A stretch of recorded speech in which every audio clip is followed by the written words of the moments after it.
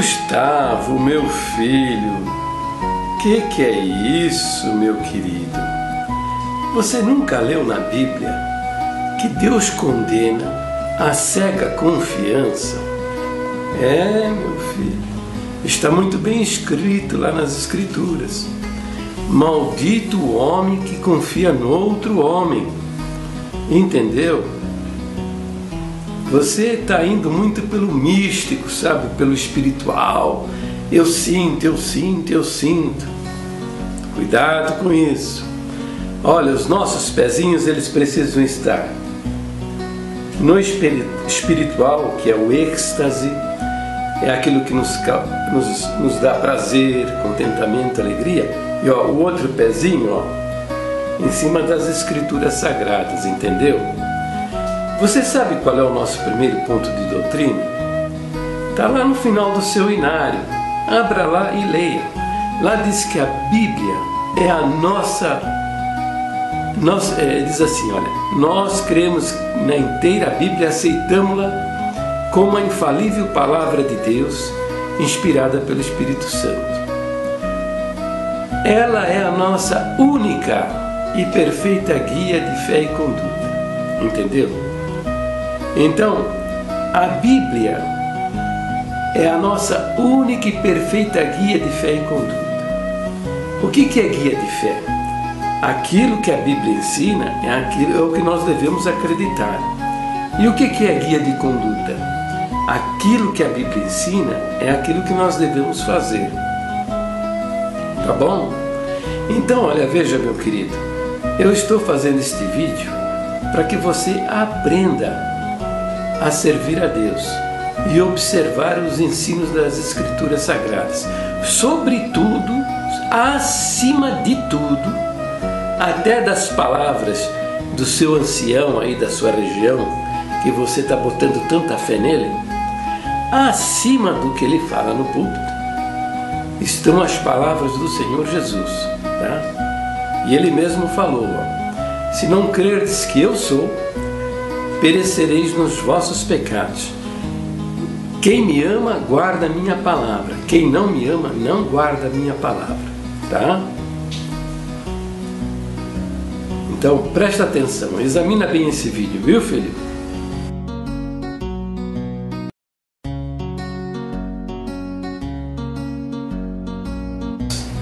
Os sinais que nós devemos prestar bastante atenção são os sinais que o Senhor Jesus anotou, fez registrar nas Escrituras, para sabermos aqueles que acreditam em Jesus Cristo, aqueles que acreditam nele de fato, daqueles que não acreditam. Tá? Porque aqueles que não acreditam no Senhor Jesus, o amor do Pai não está neles. Entendeu? Então veja, os sinais são estes. Está escrito: estes sinais seguirão aqueles que creem no meu nome. Em meu nome expulsarão demônios, falarão novas línguas. Se beberem algumas coisas mortíferas, não lhes fará dano algum, e imporão as mãos sobre os enfermos e os curarão. Entendeu? Então, estes sinais nós devemos observar na vida daqueles que se declaram servos de Deus e ministros de Jesus Cristo. Você leia o livro de Atos, que o apóstolo Paulo, Pedro, aonde ele passava, a sua sombra curava os enfermos, os paralíticos levantavam e andavam. Filipe entrou na cidade de Samaria, os demônios, fugiam. Paulo apresentou as credenciais do seu apostolado. Veja o que nós encontramos registrado nas Escrituras. Os sinais do meu apostolado foram manifestados entre vós, com toda a paciência por sinais, prodígios e maravilhas. Entendeu? Então, o servo de Deus tem que mostrar os sinais. do operar de Deus na sua vida.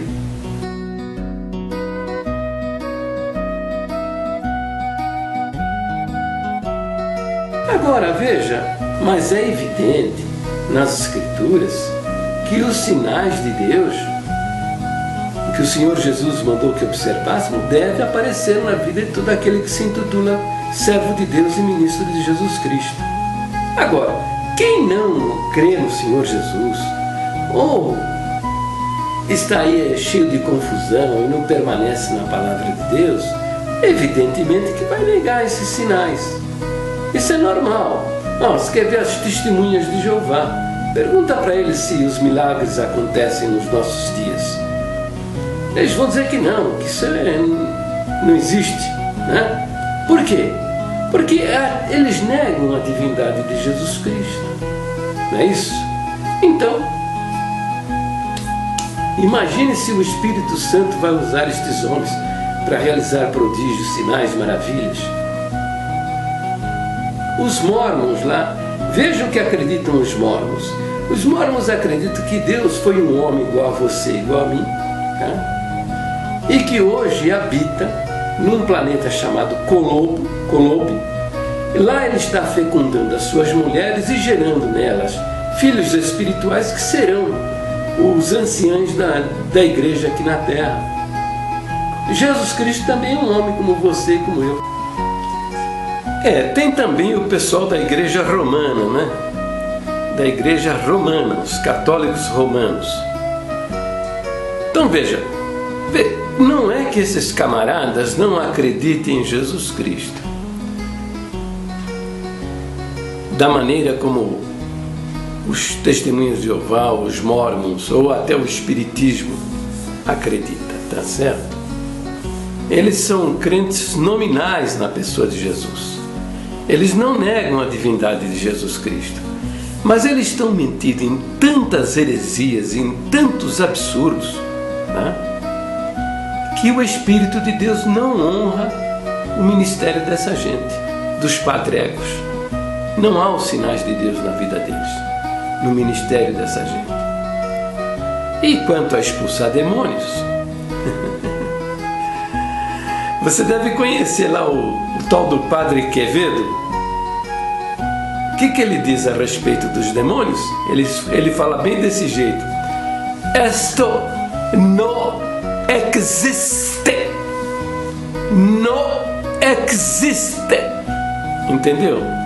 Mas você olha direitinho na cara dele, você já percebe pela cara dele que ele está carregado de demônios. O bicho está lotado assim. Deve ter umas 10 legiões de demônios dentro dele, entendeu? Então, esses homens negam o Espírito, os milagres e as maravilhas. Por quê? Eles não acreditam em Jesus Cristo. E há outros grupos mais por aí, que negam os milagres, sinais e prodígios. Mas isso também está acontecendo na congregação. A congregação está negando a divindade de Jesus Cristo. Está lá na lista secreta de ensinamentos que Jesus Cristo foi feito Senhor e Cristo depois da ressurreição. Então, estão dizendo que Jesus Cristo foi um homem como você e como eu, né? Negando a própria doutrina da congregação, que diz que em Jesus Cristo havia duas naturezas, a natureza humana e a natureza divina. Então, fazendo essas afirmações, além de negarem o que as Escrituras dizem, porque Jesus Cristo é o Verbo encarnado, lá no capítulo 1 de João declara isso, que o Verbo se fez, no princípio era o Verbo estava com Deus, o Verbo era Deus. Todas as coisas foram feitas por intermédio do Verbo, e o Verbo se fez carne e habitou entre nós. Então estão migrando a palavra de Deus, não são só esses versos, não. O Velho Testamento e o Novo Testamento mostram isso. Estão negando a divindade de Jesus Cristo, dizendo que ele foi feito Senhor e Cristo depois da ressurreição. Desta maneira, estão tornando Jesus Cristo um impostor, um farsante, um enganador, porque durante todo o seu ministério ele se apresentou como Cristo e Senhor e Cristo. Aceitou a adoração. Então veja, eu tenho vários vídeos mostrando isso aí. Você pode consultar e você vai descobrir que as Escrituras mostram que Jesus Cristo É Deus encarnado. É o próprio Deus vindo ao mundo encarnado. Então veja, estão negando a divindade de Jesus Cristo. Jesus Cristo não opera, o Espírito Santo não opera esses sinais em nosso meio. Eu fui, mas nem para expulsar demônios. Não, nem para expulsar demônios, que é uma coisa que qualquer crente em Jesus Cristo faz. E eu já vi até uma pessoa católica nominal, vamos dizer assim, expulsar um demônio. Agora os nossos ministros, por quê? Porque sabe que se tentarem fazer isso, vão tomar uma surra, como tomaram aqueles 7 filhos do judeu chamado Seva, que se meteram a expulsar demônios. Viram Paulo expulsando demônios, se meteram a expulsar e saíram correndo. O demônio perguntou: Paulo, Jesus Cristo eu conheço, Paulo sei quem é, e vocês quem são? E saíram correndo, quase nus, quase pelados, tamanha surra que eles tomaram dos demônios. Então, veja, eu fui fazer um exame de bexiga aí em Guarulhos. Eu não sabia que eu precisava encher a bexiga d'água, com água. A enfermeira mandou tomar meia dúzia de copos d'água e voltar lá depois de uma meia hora. Dar uma volta e voltar lá depois de uma meia hora. Foi o que eu fiz. Aí cheguei num certo lugar e escutei uns gritos de uma criança. Foi por Deus, sabe, que eu atravessei a rua e fui conversar com uma mulher que estava em frente àquela casa. Eu perguntei: o que está acontecendo? Estão maltratando alguma criança? Ela falou: não, isso aí é o meu cunhado. Quando a minha sobrinha quer alguma coisa e meu cunhado nega, ela fica desse jeito. Aí a menina pôs a cara na janela e eu vi. Eu falei, olha, essa menina não é birra dessa menina, teimosia. Ela está endemoniada. Aí aquela mulher que tinha jeito de crente, sabe? Depois eu vim a saber que ela era da Assembleia de Deus. Ela falou: é verdade, irmão. Eu falei já isso para o meu cunhado, já disse isso para o meu cunhado, mas ele não acredita. Ele não acredita. Bem, aí o pai da menina pôs a cara na janela também, viu que eu estava conversando com a cunhada dele, saiu e veio conversar comigo. E eu disse a ele: olha, meu irmão, isso aí não é teimosia da sua filha, não. A sua filha está endemoniada.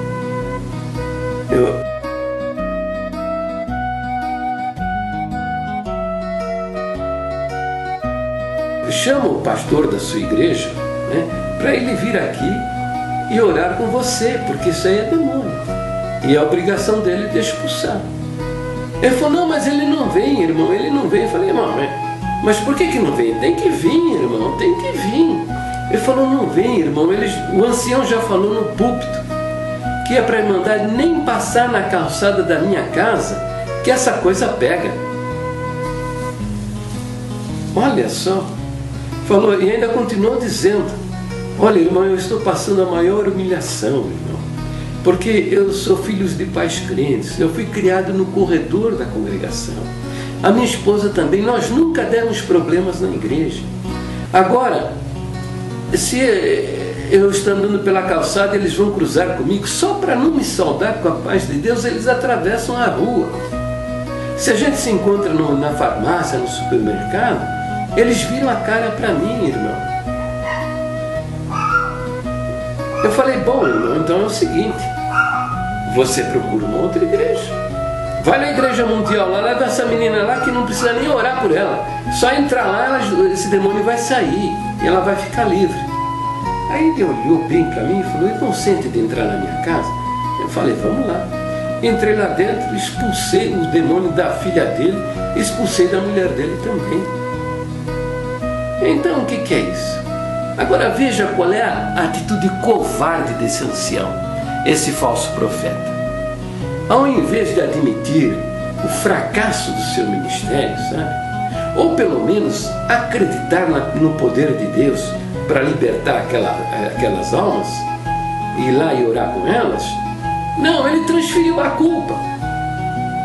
Ele deve ter dito para a Irmandade também, para aqueles que mais chegadinhos, falar: isso aí é certamente pecaram diante de Deus, viu? Vai ver, ele ou ela, ou a mãe ou o pai pecaram diante de Deus, sabe? Estão fora, estão fazendo pecado por aí, sabe? E ó, nem mexa com isso aí, que isso aí é tudo do capeta, né? Esse povo aí é tudo desviado, entendeu? Então transferiu a culpa para escapar, para justificar a sua incredulidade no Senhor Jesus.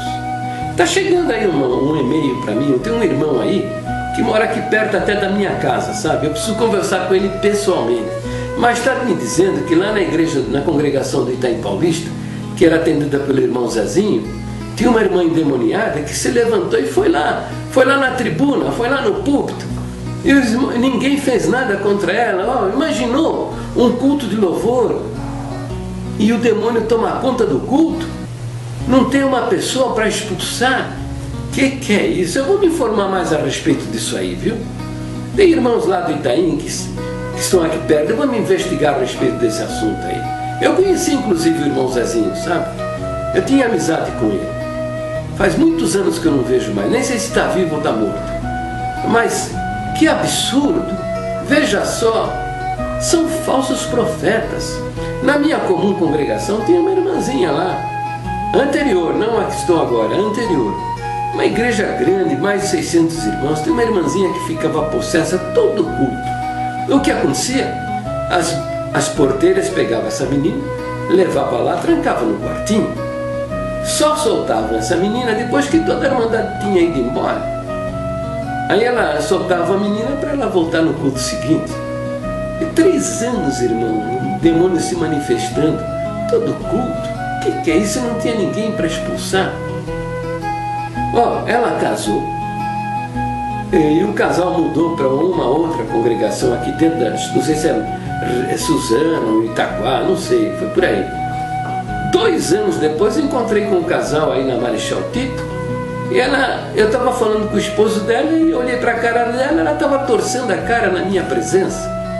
Quer dizer, o ministério dela também não fez nada. Que é isso? Eu me lembro aí tem um ancião que era da minha amizade, e foi ele que pregou a congregação para mim. Ele não pregou o evangelho, ele pregou a igreja, sabe? E eu fui com ele, me convidou para ir congregar lá na Vila Antonina, onde ele atendia. Ele já é falecido. O ministério local, os porteiros, trouxeram lá um jovem endemoniado, sabe? E ele bem que tentou expulsar. Ficou lá o jovem rolando pelo chão, sabe? E ele lá tentando, tal, e depois desistiu, mandou levar o menino embora e proibiu o ministério de trazer pessoas nessa situação para ele tratar, sabe? Então, cadê os sinais de Deus na vida destes homens? Onde estão os sinais de Deus na vida destes homens? Entendeu? Então, são falsos profetas. Tá aí, ó, tem um camarada aí, é endemoniado, hein? Já orei por ele, eu oro e expulso, ele sai, dá umas voltas por aí, fica um tempo, depois volta. Tem as recaídas, né? Entendeu? Então veja, mas está querendo combater essas verdades das escrituras aí que eu estou apresentando, sabe? Mas ele é filho de uma igreja que teve um péssimo começo, sabe? A congregação, veja, a congregação que teve um belíssimo começo, debaixo da liderança de um irmão, um caro servo de Deus, sabe? Está nessa situação negando as suas próprias doutrinas originais. Agora imagine esse camarada, onde o fundador se apresentava como o Elias prometido, sabe? Ele era muito esperto, inteligente, viu? Ele usava muito, sabe, um recurso, era a taquigrafia. Então ele vencia tudo quanto era debate. Sabe por quê? Porque ele anotava tudo que as pessoas diziam, sabe? E depois ele sacava frases ali, isoladas do contexto, ó. E as pessoas não tinham como responder, porque de fato aquilo fora dito. Só que ele sacava do contexto e armava do jeito que ele queria e vencia as discussões. Esse homem aí liderou uma igreja, mas lá pelas tantas, sabe, ele acabou engravidando uma profetisa lá, sabe, e se meteu no rolo tal, e acabou fazendo, se enforcando, tá? Então, esse rapaz aí é filhotinho dessa seita aí, sabe? É outra seita, sabe? Não tem muita diferença da congregação, não. Eles são os únicos, os verdadeiros, sabe? Largaram mão desse negócio de Elias prometido porque viu que por aí não dá muito certo, sabe? Mas estão aí, com essas bobagens. Mas pergunta, vai lá ver se eles apresentam os sinais de Deus na vinda deles, se eles têm os sinais de Deus, né? Aliás, aproveito e pergunto para você aí, você tem os sinais de Deus? Para você ficar pregando contra outros ministérios, tal, né? Ou eu pergunto, você tem os sinais de Deus? Eu tenho. Já há vídeos aí que eu estou contando a história. Demônios já fugiram da minha presença, já expulsei demônios várias vezes, tá certo? Entendeu? Quer saber também, já orei e as pessoas foram curadas. E eu não estou contando isso para vantagem não, que eu não sou ninguém, sabe? Já fui beber veneno eu não bebi, nunca na minha vida, sabe? Mas eu posso dizer que a palavra do Senhor Jesus, que diz que se beber alguma coisa mortífera não lhes fará dano algum, eu posso dizer que esse sinal já se cumpriu em mim. De que maneira? Eu fui picado por serpente venenosa, no dedão do pé, filho. Fui picado por serpente venenosa. A serpente venenosa, quando não mata você, dá gangrena, e você acaba morrendo da gangrena, a não ser que você tenha um tratamento médico. Olha, onde eu estava era impossível buscar um recurso, um antídoto, né? A medicina para me livrar do veneno da serpente. Eu pedi para o índio, a única coisa que é possível fazer é sangrar onde foi a mordida e sugar o veneno. Eu pedi para o índio fazer isso. O índio não teve coragem, eu não tinha como chegar o dedão na minha boca. Era o dedão do pé direito. O que eu fiz? Eu me lembrei dessa palavra, que diz que se beberem alguma coisa mortífera não lhes fará dano algum. Olha, eu não bebi, mas a serpente injetou o seu veneno no meu corpo. Então eu falei, vamos confiar na palavra de Deus. Falei para o índio, eu vou confiar na palavra de Deus, esqueça esse assunto, vamos para frente, porque nada vai me acontecer. E eu estou aqui, né? Estou aqui com a minha perninha, graças a Deus, viu? Tá bom? Então é isso, meu filho. Bom, agora veja bem, se arrependa, tá? Se converta, viu? E acredite no Senhor Jesus. Senão, meu filho, não tem jeito não, viu, meu filho? É fogo eterno. E você sabe disso, não sou eu que estou enganando você. Examine o seu coração. O que seu coração lhe diz? Né? Você tem a certeza da sua salvação? A certeza da salvação da sua alma? Ou você sente uma expectativa de juízo? Que você vai ser julgado, você vai comparecer diante do tribunal de Deus e vai ser julgado por causa das suas obras. O que você sente no seu coração? O apóstolo João, na primeira carta, capítulo 5, versículo 10, diz que quem crê tem em si mesmo testemunho. Entendeu? Que testemunho é esse, eu pergunto? É o testemunho da salvação. Jesus disse, quem crê em mim tem a vida eterna. Não disse vai ter, não sei se vai ter, talvez tenha. Então quem crê tem em si mesmo, no coração, a certeza da sua salvação. A certeza de que vai viver na glória de Deus por toda a eternidade. Entendeu? Nenhuma acusação há para os que estão em Cristo Jesus. Entendeu? Então essa certeza eu tenho no meu coração. Procura ver o que acontece com a sua fé. No que você está acreditando. Você não tem certeza da sua salvação, sente no coração uma expectativa de juízo. Por quê? Porque você acredita mais na igreja do que em Jesus Cristo. Você acredita mais nos ensinamentos dos homens, todos fundamentados nas tradições, nos usos e costumes, do que nas palavras do próprio Deus, Criador do céu e da terra. É isso, meu filho. Então, eu não consigo enganar você nesse assunto, sabe? É o Espírito de Deus que testemunha no seu coração a real situação que você se encontra diante de Deus. Você sente no seu coração, examinando o seu coração, uma expectativa de juízo. Você sabe que você vai dar conta das suas obras diante de Deus. Por quê? Porque você ainda não se converteu. ainda não creu no Senhor Jesus e nem nas suas palavras.